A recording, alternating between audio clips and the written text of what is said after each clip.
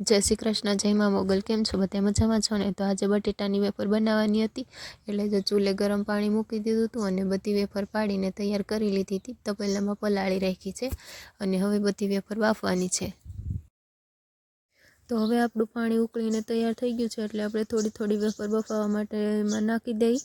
બધી વેફર એકારે નહીં બફાય, કારણ કે વેફર ઝાઝી છે અને તપેલી નાની છે, એટલે એમાં થોડી થોડી કરીને આપણે વેફર બાફવી પડશે. તો હું આવી 2-3 વાર બાફી લઈશ, એટલે બધી વેફર બફાઈ જાય. આ રીતે 2-3 વાર નાખી અને વેફર બાફી લઈ. એટલે હું ઢાંકણું ઘડીક વાર બંધ કરી દઉં, એટલે થોડીક જ વારમાં વેફર બફાઈ જાય.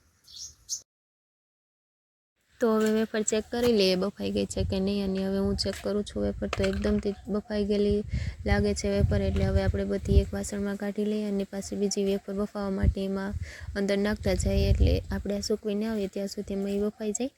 તો આ રીતે સરસ રીતે પહેલાં વેફર આ બધી બફાઈ ગયેલી કાઢી અને હવે ઓલી નાખી દઈએ પહેલાં.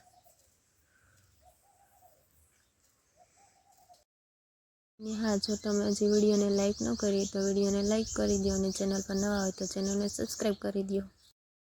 સૂકવવા માટે જો મેં એક ખાટલા પર કપડું પાથરીને રાખ્યું હતું, એટલે વેફર ડાયરેક્ટ સૂકવવાની જ રહી. તો જો ધીરે ધીરે કરતાં બધી ગરમ ગરમ વેફર જ સૂકવવાની છે. અને જો આ ઠંડી આપણે થવા દઈએ તો એના ટુકડા થવા માંડે, એટલે આપણે ગરમ ગરમ જ સૂકવવી પડશે. તો બધી વેફર આ રીતે મેં સૂકવી દીધી છે, અને બાકીની બધી જો આ રીતે સૂકવી દેવાની છે.